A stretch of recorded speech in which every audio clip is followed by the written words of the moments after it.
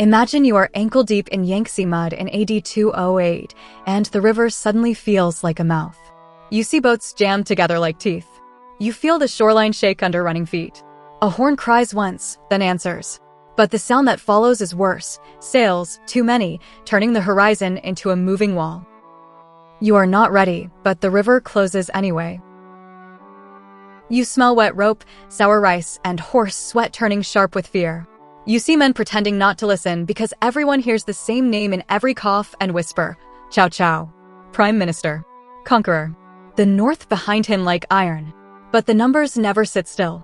One messenger swears a sea of soldiers. A scout swears far fewer. Therefore the mind scrapes for certainty and finds only rumor. You cannot sleep on a number. You can only brace your hands on a plank and decide whether the river becomes a road into your home. You watch river traffic choke until the current looks bruised. Refugee boats slide past, low in the water, families packed in silence. Grain barges grind against each other, their crews cursing like men already doomed. Wounded men lie on boards and stare at nothing, as if the sky refuses to answer them anymore. But normal life snaps in a single instant. Signal fires bloom upriver. Therefore officers move like blades leaving a sheath. You hear orders from Sun Quan's men, hard, clipped, impatient. You hear Liu Bei's survivors, ragged, angry, hungry, argue back. You hear Zhou Yu's officers, calm voices that hide panic by making every word precise. You are told to move. Now, no questions. Imagine your hands on a supply barge that sits stuck in the mudbank like a fat animal refusing the knife. You shove with 3 others, shoulders burning, toes slipping. You hear arrows before you see them, wooden buzzing, then a wet crack as one buries into the barge's side. You duck too late. Splinters sting your cheek. You smell sap from fresh split timber, but there is no time to taste pain. But the barge must float. Therefore you heave again, and the hull scrapes free with a groan that sounds like an old man dying. Another arrow whistles past your ear and turns into a scream behind you. You lose footing. Mud grabs your leg. The river takes the rest. You plunge into cold water that steals breath like a thief. You flail, mouthful of river, and claw upward. You cough and spit and blink, and the world returns in fragments, shouting or slapping, the panic-sweet stink of urine from men who deny they fear anything. But what you see when your eyes clear locks your spine. Therefore your hands freeze on the gunwale as you stare upriver. The horizon is crowded with sails, so many they resemble a moving city. You feel the river's current tug, as if even the water wants to run. You hear someone near you whisper, not to you but to the gods, he is here. But nobody says Chow Chow's name loud, because names have weight, and the weight might sink you. Therefore you climb back aboard, dripping, shaking, and the barge moves downstream with the rest of the frightened river. You are not a hero in a poem. You are a soldier citizen with a spear that smells of old iron and a stomach that already hurts from hunger. You march along the riverbank as the coalition takes shape, uneasy men forced into the same knife fight. You see banners that do not match. You hear dialects that do not trust each other. You watch officers look at officers like gamblers who suspect marked dice. But Chow Chow's shadow presses from the north. Therefore the south grips its grudges and holds anyway. The camp builds itself in a rush, tents snap up, fires flare, pots clatter. You stumble through bodies and bundles. Someone shoves a sheaf of arrows into your arms and points without speaking. You run because stopping feels like dying. You see men fletching shafts with trembling fingers. You see blacksmiths striking metal until sparks cling to their sweat-slick forearms. You hear an argument behind a tent wall, thin voices slicing each other. Retreat, someone insists. Negotiate, someone begs. Burn the ships now, someone growls. But every plan paints your own blood on the ground. Therefore nobody agrees, and the river keeps flowing as if it enjoys your indecision. Logistics become an enemy you cannot stab. Rice must be hauled. Salt must be guarded. Rope must be braided. Boats must be caulked. You carry sacks until your shoulders numb. You watch men count grain like priests counting prayers, because a missing bowl means a missing day, and a missing day means a dead man. But hunger makes thieves of the righteous. Therefore you see hands slip into piles meant for others. You see a boy, barely old enough to shave, pry a dead man's pouch loose and stare at the coins as if coins can buy back a pulse. You want to shout, but your own belly cramps. Night arrives, but it does not slow anything. You hear coughing in the dark, wet, deep, endless. It comes from across the water at first, like distant frogs, but it grows into a chorus. You learn the northern troops arrive in a climate that hates them. Their bodies fight heat and damp as hard as they fight men. But sickness does not respect banners. Therefore you cover your mouth and still smell it, the sour breath of fever, the rot-sweet odor of a crowded ship where men vomit into corners and pretend it is nothing. Some nights you swear the enemy fleet dies without you lifting a blade. Other nights you fear the sickness jumps the river like a thief in the reeds. You feel your own throat itch and you panic at every swallow. You see healers burn herbs, smear paste, mutter charms, and you realize medicine is another kind of prayer when the river decides who breathes. But Chow Chow keeps coming anyway. Therefore the camp tightens like a fist. Patrol boats cut the current, oars chopping water into nervous rhythm. You sit on a plank with your spear across your knees and stare into fog that hides everything important. You hear whispers about the enemy ships, how many, how big, how far, how fast. The counts change with every retelling, as if numbers are fish slipping from a net. But one report holds steady. The enemy ties ships together. Therefore the word spreads through camp like a spark. Chained, linked, lashed, ship to ship. At first it sounds like strength. You picture a bridge of wood and sail that no wave can break. But you stand on a river that loves turning strength into a joke. Therefore understanding lands in your gut like a stone. A chained fleet is stable, but it is also a single body. One body burns all at once. You do not know if anyone can make that fire. You only know the idea now exists, and ideas are dangerous. You see officers walk with purpose, eyes narrowed. You smell pitch being heated. You see bundles of reeds stacked like sleeping snakes. You watch oilskins carried under tarps. But nobody explains. Therefore you keep working and pretend ignorance is safety. A name slips through the camp, Huang Gai. A veteran with scars that look like old roads across his arms. You see him stand straight while someone strikes him, hard, like punishment.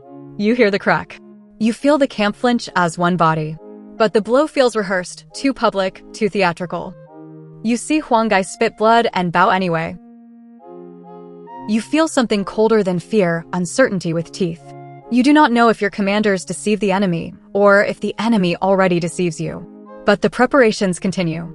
Therefore you help load small ships until they sit low in the water like crouching animals ready to bite. You handle iron hooks sharpened to ugly points. You touch ropes soaked in oil and your fingers come away slick. You smell the fumes and your head swims.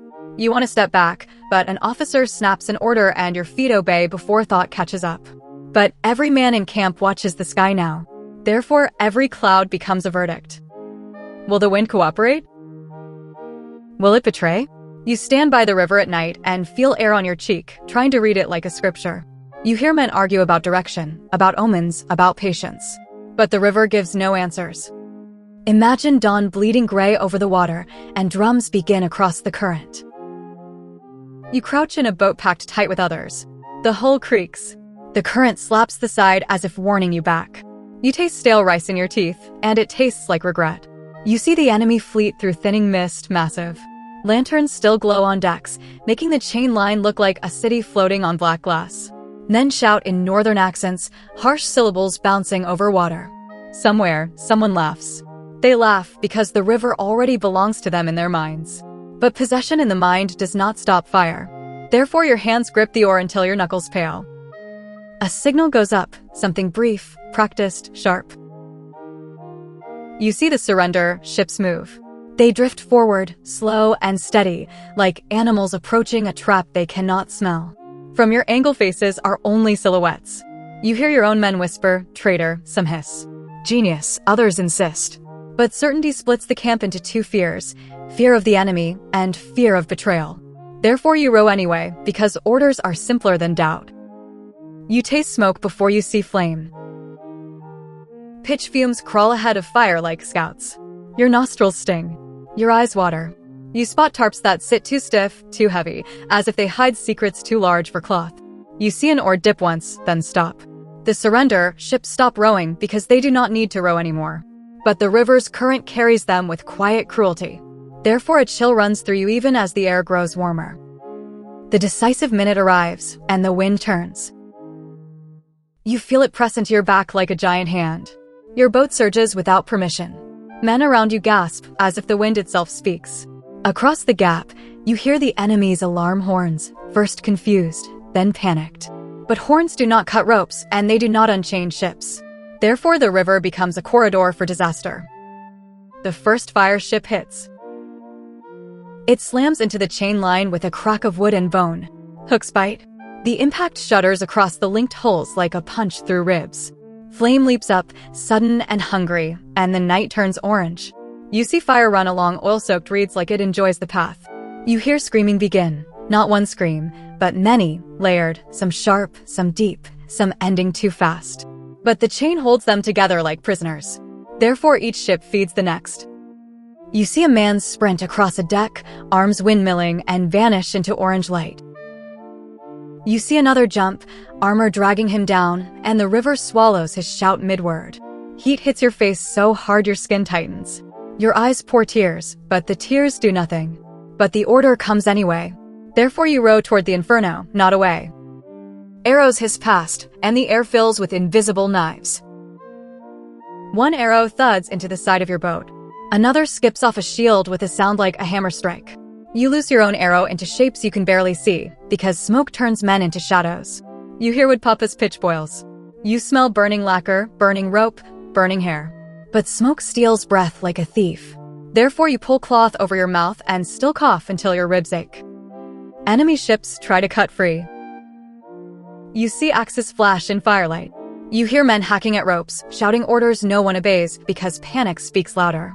Some ships succeed, breaking away like teeth pulled from a jaw. But freedom comes too late. Therefore, they collide in the dark, hull to hull, turning escape into a pileup. Fire climbs the jam and takes it all. The river looks like it burns, but it is the fleet burning on top of it, and that is worse because the river refuses to help.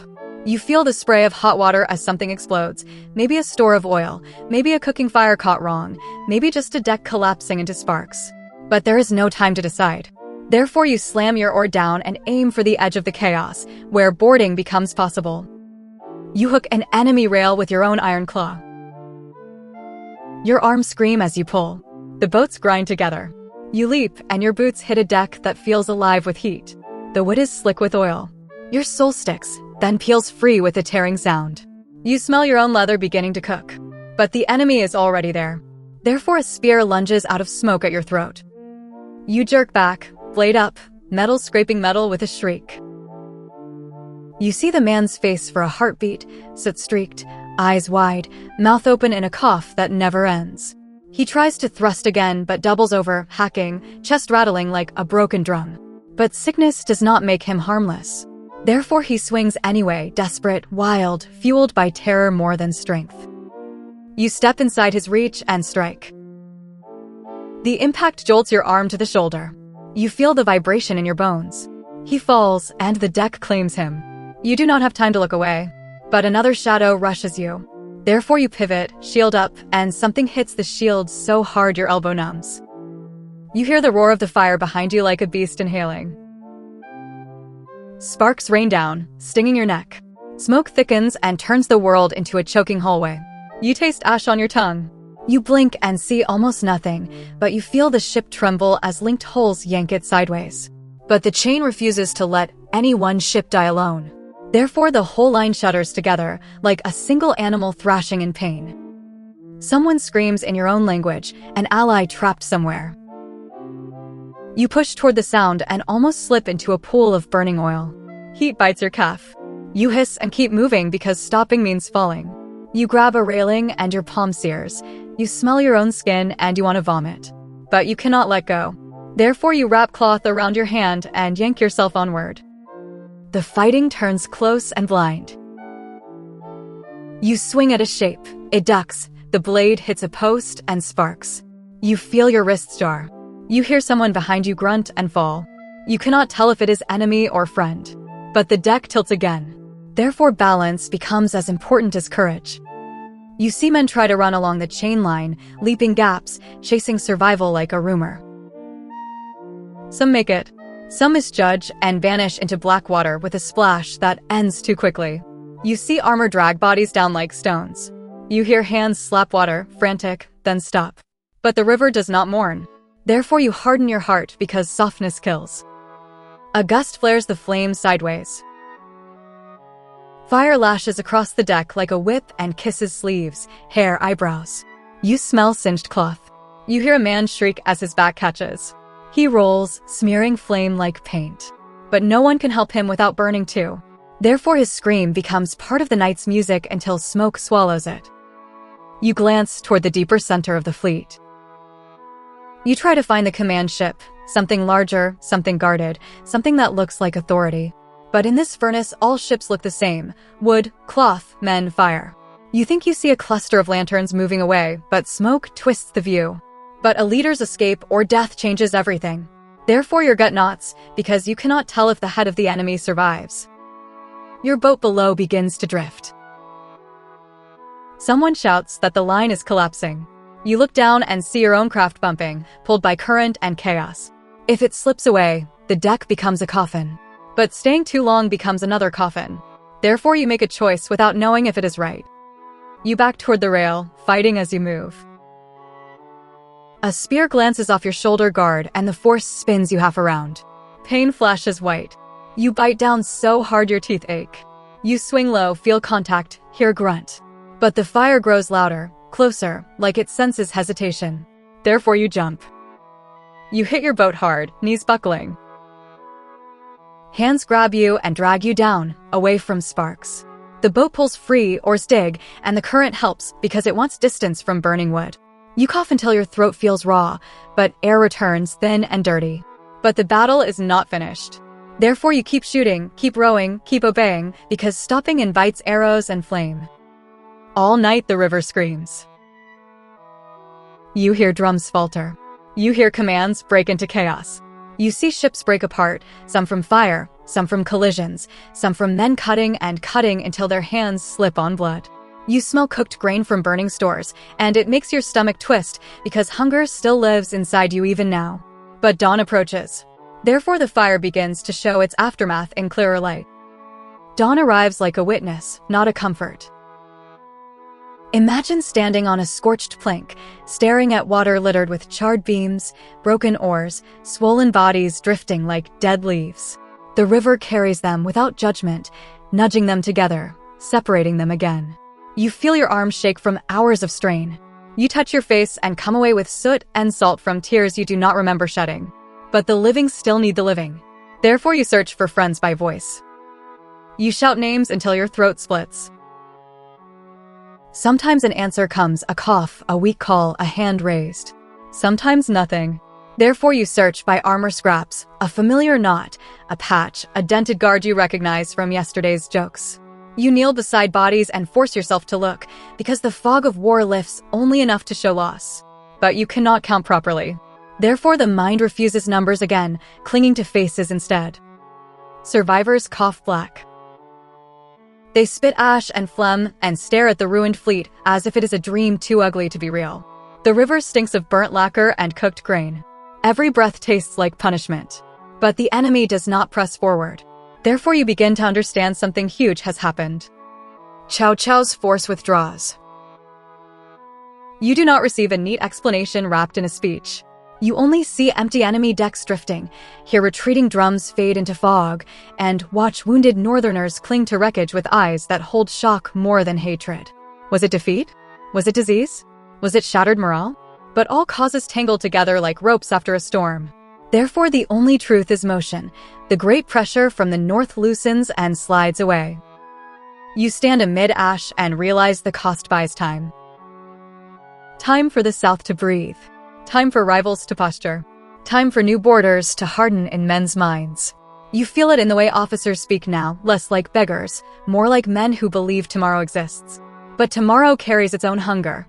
Therefore celebration tastes bitter because friends are missing and the river keeps carrying the proof downstream. You realize what this night prevents. A unification by conquest does not happen here, not now. The world splits instead, power carving itself into shapes that last beyond any single battle. You do not see the full map, because no one here sees it yet. But you feel history pivot under your feet like a deck shifting. Therefore, your survival becomes part of something larger than your name. Now imagine stepping back from the smoke and seeing the mechanism beneath the terror. You watch the enemy's choice, chaining ships for stability, comfort, sickness control, turn into the very reason fire destroys them. The system that keeps everything together becomes the system that makes everything burn together. But that pattern does not stay on the Yangtze. Therefore, the mind cannot help but recognize its modern twin.